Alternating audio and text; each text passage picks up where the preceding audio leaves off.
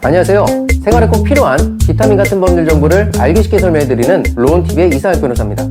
우리가 민사소송을 하게 되면 지든 이기든 그것으로 끝나는 것이 아니죠. 바로 소송비용을 정산하는 절차가 남아있습니다. 소송비용은 소송이 최종적으로 확정이 되고 나면 상호 계산을 하게 되는데 이 절차를 소송비용 확정신청이라고 부릅니다. 그런데 대부분 소송이 끝나게 되면 판결에서 인정한 금액만을 서로 주고받으면 그것으로 끝나는 것으로 알고 계시는 경우도 대부분인데 사실은 이 소송 비용까지 완벽하게 정리가 되어야 소송이 끝나게 되는 거죠. 그래서 오늘은 소송 비용 어떻게 산정이 되고 얼마나 서로 주고받게 되는 것인지 정확하게 알아보도록 하겠습니다.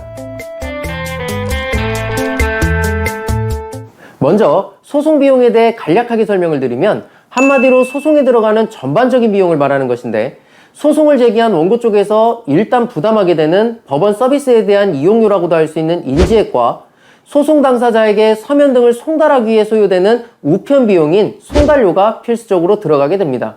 그리고 여기에 증인을 소환했다면 증인여비, 감정이나 통번역 등을 진행했다고 한다면 그에 따른 여비가 포함이 됩니다.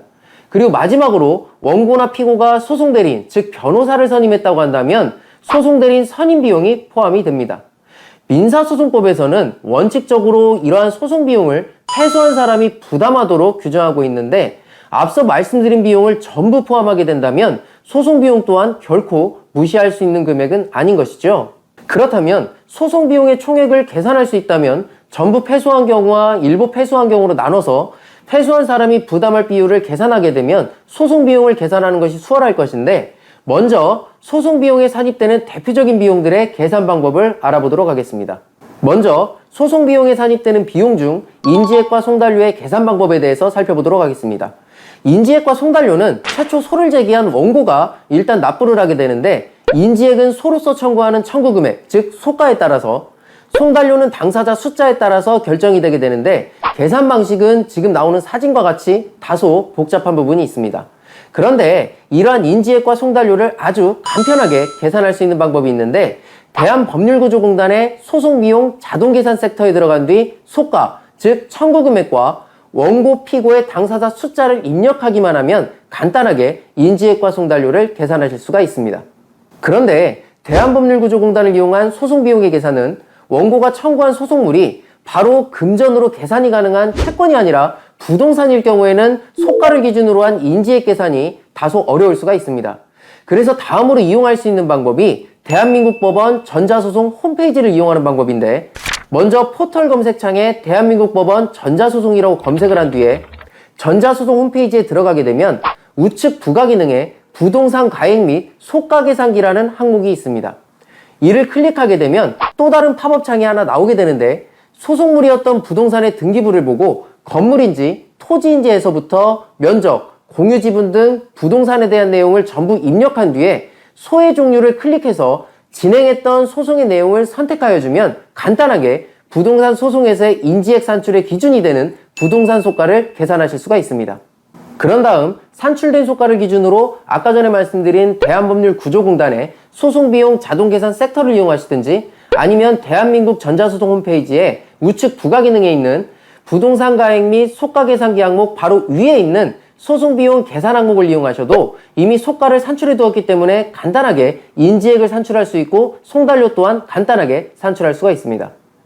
그리고 참고적으로 전자소송으로 진행하는 경우에는 인지액이 10%가 할인이 되는 이유로 전자소송에서 인지액을 계산하는 경우에는 종이소송으로 진행하는 경우에 비해 10%가 할인된 금액으로 계산된다는 것을 유의하시고 만약 계산은 전자소송 사이트에서 하되 법원에 직접 신청서를 접수하는 종이소송으로 진행하실 경우에는 전자소송에서 계산한 금액의 10%를 더 합하여 계산하시면 되겠습니다.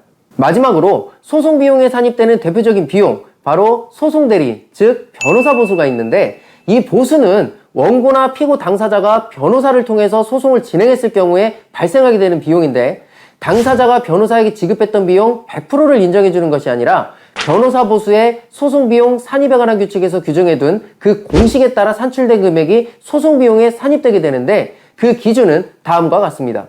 대부분의 계산이 간단한 산수에 불과한 것이어서 방금 말씀드린 그 산정 공식만 잘 숙지해 두신다면 계산하는 데에는 크게 불편함이 없으실 겁니다.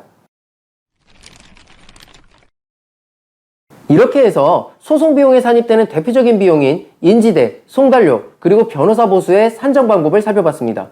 그 외에 감정인, 통역인, 증인 등에 대한 비용을 비롯해서 소송과 관련해서 당사자가 법원에 납부한 비용은 전부 소송 비용에 산입을 하게 되는데, 이렇게 해서 산정된 총 소송 비용을 두고 앞서 말씀드린 대로 소송에서 패소한 원고, 피고 둘 중 한 사람이 100% 또는 각각 일정 비율에 따라서 이 비용을 부담하게 되는 것이고, 소송 비용을 확정받고자 하는 자는 앞서 살펴본 계산 방식을 통해서 산정한 소송 비용을 기재한 소송 비용액 확정 신청서를 작성해서 법원에 접수함으로써 법원으로부터 소송 비용을 확정받을 수가 있게 됩니다. 그리고 참고적으로 소송비용 확정신청서 양식은 대한민국 법원 전자민원센터에서 소송비용액 확정신청서라고 검색하시게 되면 간단하게 양식을 다운받아서 이용하실 수가 있겠습니다. 그리고 소송비용액 확정신청서를 당사자 일방이 법원에 접수하게 되면 신청서 접수 이후 피신청인에게 소송비용의 계산이 맞는 것인지 그 확인을 구하는 내용이 담긴 최고서가 송달이 되게 되는데, 최고서가 송달된 이후 일주일 안에 상대방이 의견서를 제출하지 않거나 계산된 소송 비용이 맞다고 인정을 하는 경우에는 일주일이 도과하게 되면서 바로 법원에서는 소송 비용 확정의 결정이 이루어지게 되는데, 이 결정문은 강제 집행의 근거가 되는 집행권한이 되는 것이므로 상대방이 소송 비용을 임의로 주지 않는 경우 이 집행권한을 근거로 집행문을 받아서 강제로 상대방으로부터 소송 비용을 추심하는 것도 가능합니다. 다만 법원으로부터 결정된 이 소송 비용에는 이자가 붙지 않는다는 것은 유의하시기 바랍니다. 오늘은 재판이 종결된 이후 당사자 상호 간에 정산하게 되는 소송 비용에 대해서 알아보았습니다. 정리해보면 첫 번째, 인지해, 송달료, 변호사 보수, 증인여비 등 소송에 들어간 모든 비용을 계산한 뒤에 그 패소 비율에 따라 소송 비용이 결정된다. 둘째, 그 계산은 대한법률구조공단의 소송비용 자동계산이나 대한민국 법원 전자소송 홈페이지를 통하면 간단하게 산출할 수 있다. 이렇게 정리할 수가 있겠습니다. 오늘 알게 되신 내용을 잘 숙지하셔서 소송이 끝나더라도 소송에 들어간 비용에 대해서도 절대 간과하지 마시고 끝까지 소송에 들어간 비용에 대해서 상대방으로부터 정당하게 지급받으시기 바라겠습니다. 지금까지 로운TV의 이상혁 변호사였습니다.